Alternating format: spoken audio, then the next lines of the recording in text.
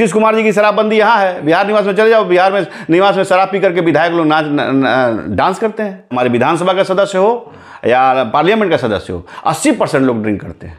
शराबबंदी से तमाम लोग खुश हैं। इतने शराब के तस्कर थे, सारे के सारे करोड़पति, सरकार के रेवेन्यू को अब चोरी हो रहा है, करोड़पति अरबपति हो गए। नीतीश कुमार तो जा करके गली गली जा करके, गांव गांव जा करके तो रोक लगाएंगे नहीं। गुजरात में शराबबंदी है, गुजरात में भी, लेकिन गुजरात के लोग भी शराब पीते हैं, वहां भी शराबबंदी में लोग मरते हैं। सरकार को चाहिए इस नियम को थोड़ा सा बदलाव करे, गुजरात की तर्ज पे नियम कर दे। भारतीय जनता पार्टी को एक लाना चाहिए कि शराबबंदी फिर से मुख्यमंत्री चालू करें, और जितने भी थाना अध्यक्ष हैं सबकी संपत्तियों की जांच कराइएगा।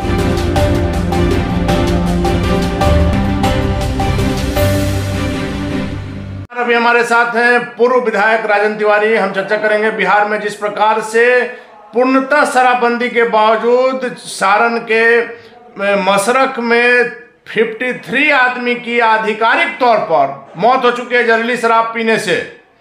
चर्चा करेंगे विधायक जी से, पूर्व विधायक जी से, कि क्या अब समय आ गया है कि बिहार में शराबबंदी कानून को वापस लिया जाए। सर देखिए, शराबबंदी कानून को वापस लेने की जहाँ तक बात है, तो शराबबंदी से तमाम लोग खुश हैं। ऐसा नहीं है कि शराबबंदी से लोग दुखी हैं।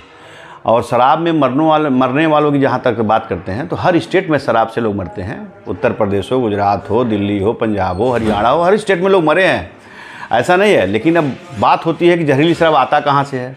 बात होती है कि शराबबंदी के बाद शराब इतने भारी पैमाने पे तस्कर कहाँ से तस्करी कर रहे हैं। हर डिस्ट्रिक्ट, हर प्रदेश के हर डिस्ट्रिक्ट में शराब होम डिलीवरी का काम हो गया है। आज के डेट में जो शराब का काम कर रहा है, सारे लोग शराबी, जितने शराब के तस्कर थे, सारे के सारे करोड़पति, सरकार के रेवेन्यू को अब चोरी हो रहा है, करोड़पति अरबपति हो गए। फार्चूनर से और लैंड क्रूजर से चल रहे हैं। स्थिति ये है। अब ये शराब आता कहाँ से है? आता तो है बॉर्डर से ही। तो बॉर्डर पे जो बॉर्डर की पुलिस है वो सरासर इस पे दोषी है। जो बॉर्डर एरिया के जितने भी पुलिस प्रशासन है, चाहे वो बक्सर के एरिया ले लीजिए, चाहे वो कैमूर का एरिया ले लीजिए, चाहे वो गोपालगंज एरिया ले लीजिए, चाहे वो वाल्मीकि नगर एरिया ले लीजिए, चाहे वो नेपाल से सटे जितने भी एंट्री वाला रास्ता है, वहाँ से शराब वहीं से आता है। अब शराब में मिली भगत पुलिस का ही रहता है, ये तो सत्य है। अब नीतीश कुमार तो जा करके गली गली जा करके, गांव गांव जा करके तो रोक लगाएंगे नहीं, चाहे शराब पकड़ेंगे नहीं। पकड़ने का काम किसका है? तो ये पुलिस का काम है। पुलिस बखूबी अपने जो उन लोगों का दायित्व है, ड्यूटी है, वो बखूबी नहीं कर पा रही है, इसलिए कर। लेकिन सर, आपने देखा जिस प्रकार से थाना से स्पीड गायब होने की बातें आ रही है सामने। देखिए, थाना से स्पीड गायब हो जाना तो जांच का विषय है, और भारी पैमाने पे मतलब ये घमन का मामला है कि वो स्पीड गया कहाँ। अगर स्पीड थाने से गायब होता है तो स्पीड गया कहाँ, स्पीड का हुआ क्या। जहरीली शराब की जहाँ तक बात है, और हमारे मुख्यमंत्री जी ने कहा कि मुआवजा नहीं देंगे, तो ये तो मान लीजिए कि गलत बात है। जितने भी किसी भी दुर्घटना में कोई आपदा में मरता है उसको तो मुआवजा देना चाहिए। गरीब लोग मरे हैं, अमीर लोग तो मरे नहीं हैं। और शराबबंदी कानून कड़ाई के रूप में लागू करें, तब ये सक्सेस होगा, नहीं तो नहीं। आपने सर कहा कि पुलिस का काम है रोकना, मुख्यमंत्री हर जगह नहीं जा सकते हैं, लेकिन आपको याद होगा कि सारण में पिछले दिनों इसी प्रकार की घटना हुई थी, और वो जांच इतना लंबे समय के बाद उसका रिपोर्ट आया, और कोई कार्रवाई अगर हुई रहती सर उस समय जो घटना हुई थी, तो आज यह घटना नहीं हुई। आपको जानकारी होना चाहिए, नीतीश कुमार आज आरजेडी के साथ है, कल बीजेपी के साथ थे, और उस समय भी बेतिया में घटना हुई थी, शराब में बहुत सारे लोग मारे गए थे।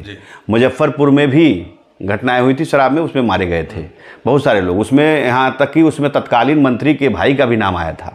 ऐसा नहीं है, होते ये सब घटनाएं, दुर्घटनाएं, जो जहर पिएगा वो मरेगा। लेकिन सर, मुख्यमंत्री का ये कहना कि जो पिएगा वो मरेगा, आपको उचित लगता है? नहीं, मैं भी कहता हूँ जो गलत जहर पिएगा वो मरेगा। मुख्यमंत्री कहाँ से रोक लेंगे उसमें? जो जहर पिएगा वो मरेगा। लेकिन सर, आखिर आ कहाँ से वो? अगर देखिए, जड़ को खत्म करने का काम है पुलिस का, जड़ को खत्म करने का सरकारी तंत्र का। सरकारी तंत्र में कहीं खोट है, मैंने आपसे कहा ना, सरकारी तंत्र में कहीं खोट है, इसलिए शराबबंदी बुरी तरह से विफल है। शराबबंदी कानून जैसे कि गुजरात में है, गुजरात में शराबबंदी है, गुजरात में भी, लेकिन गुजरात के लोग भी शराब पीते हैं, वहाँ भी शराबबंदी में लोग मरते हैं। वहाँ पे क्या है कि जो बाहरी टूरिज्म आता है वो अपने आधार कार्ड को दिखाता है। शराब की दुकानें गुजरात में खुली रहती हैं, लेकिन बाहरी टूरिज्म जो आता है, बाहर के लोग जो आते हैं अपने आई कार्ड को दिखाते हैं, आधार कार्ड आई कार्ड दिखाते हैं, तो उनको शराब की बोतल मिलती है जो पीने का आदी है, जिसको डॉक्टर प्रिस्क्राइब करते हैं, चाहे ऐसे जो चीज़ें हैं उनको मिलता है। हम चाहेंगे कि इसमें कानून में संशोधन हो। हाँ, संशोधन हो और कानून में संशोधन हो। जब इस तरीके से लोग देखो, पीने वाले पी रहे हैं, मान नहीं रहे हैं, हमारे रेवेन्यू का लॉस हो रहा है, और भी हमारे ऊपर बोझ डाले जा रहे हैं, जैसे कि पेट्रोल से रेवेन्यू से पेट्रोल, हाँ बिल्कुल पेट्रोल पे चाहे और भी सामानों पे दाम बढ़ा करके हमारे रेवेन्यू को कलेक्शन किया जा रहा है, जिसपे हम लोगों पर बोझ पड़ रहा है। तो सरकार को चाहिए इस नियम को थोड़ा सा बदलाव करे, गुजरात की तर्ज पे नियम कर दे। जो बाहरी व्यापारी आएंगे, बाहरी लोग आएंगे, बाहरी मीट करेंगे, उनके लिए या आधार कार्ड पर लोगों को बिल्कुल। लेकिन सर, आप मुख्यमंत्री नीतीश कुमार से पुराने परिचित हैं, उनके व्यवहार को अच्छी तरह से जानते हैं, जिस प्रकार का वो नेता है, परिपक्व नेता माने जाते हैं, गंभीर नेता माने जाते हैं।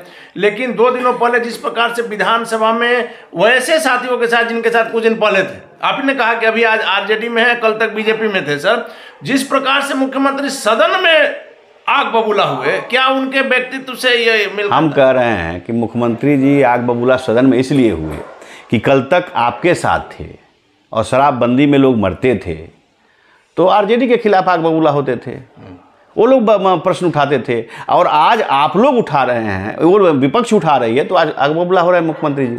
तो सबको जब तक सम्मिलित होकर के, पक्ष और विपक्ष दोनों लोग सम्मिलित होकर के जब तक कार्य नहीं करेगा और शराबबंदी कानून नियमतः नहीं लागू करेगा, मैं तो कहता हूँ, गारंटी के साथ कहता हूँ कि सदन के ऐसे 80% मेंबर हैं, मेंबर ऑफ पार्लियामेंट हो या मेंबर ऑफ लिटरेचर विधानसभा हो, माने हमारे विधानसभा का सदस्य हो या पार्लियामेंट का सदस्य हो, 80% लोग ड्रिंक करते हैं, 80% लोग शराब पीते हैं। मैं आज भी कहता हूँ, बिहार निवास आप चले जाओ, नीतीश कुमार जी की शराबबंदी यहाँ है, बिहार निवास में चले जाओ, बिहार में निवास में शराब पी करके विधायक लोग डांस करते हैं, विधान परिषद के सदस्य लोग डांस करते हैं। तो मैं गारंटी के साथ कहता हूँ, मैं तो बाय नेम नाम लेकर कह सकता हूँ, लेकिन नहीं कहूँगा। आप जो बात करते हैं तथ्यों के साथ करते हैं, वो तो पता है। लेकिन सर, यदि बीजेपी आज हल्ला कर रही है मुख्यमंत्री नीतीश कुमार को लेकर के, अगर थोड़ी देर के लिए मान लिया जाए कि कुछ अव्यवस्था है, तो मुख्यमंत्री नीतीश कुमार अकेले दोषी हैं या बीजेपी भी दोषी? हम कह रहे हैं कि बीजेपी आज हल्ला करे शराबबंदी कानून, तो बीजेपी एक प्रस्ताव लावे ना, विपक्ष में बैठी हुई है, विधानसभा चल रहा है, एक प्रस्ताव लावे कि शराबबंदी को चालू किया जाए। बिल्कुल। भारतीय जनता पार्टी को एक लाना चाहिए कि शराबबंदी फिर से मुख्यमंत्री चालू करें, इनको पेश करना चाहिए। तो इन बातों से सर आप सहमत हैं कि मुख्यमंत्री जी ने परसों जो कहा कि आज आप लोग हल्ला कर रहे हो, सबकी सहमति से ये लागू किया था? बिल्कुल। और आज अगर किसी तरह का दिक्कत है तो सब आदमी सहयोग। बिल्कुल। विधानसभा में मुख्यमंत्री जी को यह प्रस्ताव लाना चाहिए कि शराबबंदी के खिलाफ कौन है और शराब खुलने के पक्ष में कौन है, उसमें दूध का दूध पानी का पानी हो जाएगा। और यदि ज्यादा संख्या आती है खत्म करने के लिए तो फिर बिल्कुल विचार करें। हाँ, बिल्कुल विचार करें, संशोधन करें, क्योंकि शराबबंदी से आए दिन जब इस तरह की जनसंहार होगा, नरसंहार नहीं हो रहा है, जनसंहार हो रहा है, और इस तरह के जनसंहार और नरसंहार होंगे तो बिहार में हमको नहीं लगता कि कोई बचेगा, क्योंकि शराब पीने वाला पिएगा, मानेगा नहीं। इसलिए शराबबंदी पूरी तरह, मैं तो इतना गारंटी के साथ कहता हूं कि पूरी तरह विफल है, और जितने भी थाना अध्यक्ष हैं सबकी संपत्तियों की अगर जांच कराइएगा कि 16 के बाद उनकी संपत्ति, बिल्कुल सबकी संपत्तियों की जांच कराइएगा, तो आप पाइएगा कि वहाँ का कप्तान उतना दोषी नहीं है जितना दोषी उस थाना प्रभारी लोग हैं, थाना अध्यक्ष लोग हैं। तो जितने भी पाइएगा कि उसमें कम से कम 60%, 70-60% ऐसे थाना अध्यक्ष हैं जिनकी संपत्ति में 2016 के बाद, शराबबंदी के बाद और 2022 में भारी इजाफा हुआ उनकी संपत्ति का। सर, आखिरी सवाल आपसे चाहेंगे कि सारण की जो घटना हुई है, इसके बाद से यह भी बात सामने आ रही है कि जो आधिकारिक आंकड़ा अभी 53 आया है सर, कल रात तक का है, इसमें बढ़ोतरी है जिसको छिपाया जा रहा है, और साथ ही साथ प्रशासन यह भय दिखा रहा है कि यदि शराब की बात करोगे तो मुआवजा भी नहीं मिलेगा, जिसके कारण भी लोग जो है डरे। साहब देखिए, शराब जितने लोग मरे हैं, काफ़ी एक घटना बहुत ही निंदनीय है, और मुझे दुख है उन मृतक परिजनों के लिए, मैं मतलब दुख व्यक्त करता हूँ। लेकिन उन्होंने शराब पिया, अपने परिवार का ख्याल नहीं किया, जा करके पता नहीं कहाँ से बना हुआ शराब, देसी शराब या कौन शराब, महुआ शराब लोग पिया, और इस तरह से ज़िंदगियाँ अपनी ले ली। आज उनके बच्चे अनाथ हो गए। बच्चों का क्या दोष है? उनके परिवार का, परिजन का क्या दोष है? सरकार इस पे सोचना चाहिए और सरकार को मुआवजा देना चाहिए ताकि उसके परिवार का भरण पोषण करे। किसी की औरत यह नहीं कहती अपने पति से जाकर शराब पियो, किसी का बच्चा यह नहीं कहता अपने पापा से कि आप शराब पियो। शराब के एक आदी लोग होते हैं जो शराब पीते ही पीते हैं, वो परिवार का मोह नहीं देखते। लेकिन आज तो चले गए, आज वो चले गए तो परिवार कैसे जिएगा? उसके लिए सरकार को कुछ सोचना चाहिए। हाँ, इस पर कानून बनाओ आप। शराब पीने वालों को आपने एक छूट दिया कि एक बार पियोगे तो आपने थोड़ी सी ढीलापन दी ना, कि एक बार पियोगे तो फाइन लगा के छोड़ दिया जाएगा, दूसरी बार पियोगे तो थोड़ा और फाइन लगा के छोड़ दिया जाएगा। तो ऐसे आपने खुद ढीला कर दिया कानून को ना।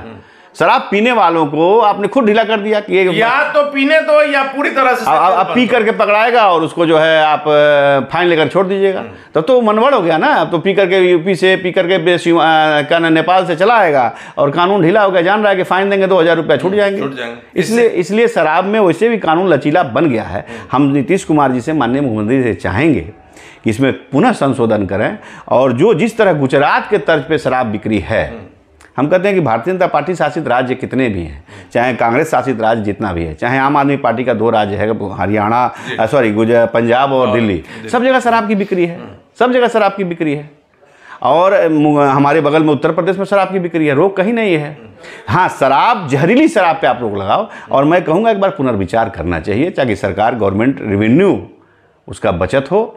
अगर नहीं करते हैं तो उसके लिए कठिन से कठिन सजा का प्रावधान करें। और अभी थाना अध्यक्षों की बात मैं कहता हूँ, कैसे बॉर्डर से आता है इस पर रोक लगाएं और कानून कड़ाई करें, और तब कुछ मामला समझ में आएगा। नहीं तो मृतक ऐसे मरते रहेंगे और शराब बिकता रहेगा, लोग धनाढ़ करोड़पति अरबपति बनते रहेंगे। मुख्यमंत्री जी कुछ भी सोच लेंगे, उनका कोई सही में लागू नहीं होगा। बिल्कुल बिल्कुल। धन्यवाद सर। तो ये थे हमारे साथ पूर्व विधायक राजन तिवारी, जिनका साफ तौर पर कहना है कि अब समय आ गया है कि शराबबंदी कानून में संशोधन किया जाए। और साथ ही साथ बीजेपी को इनकी नसीहत है कि हल्ला करने से नहीं होगा। यदि आप सही में चाहते हैं कि शराबबंदी कानून में संशोधन हो, शराबबंदी कानून को वापस लिया जाए, तो सदन में आप प्रस्ताव लाइए, वोटिंग कराया जाए और जिसकी जितनी ज्यादा संख्या रहेगी उस पर फिर से विचार किया जा सकता है।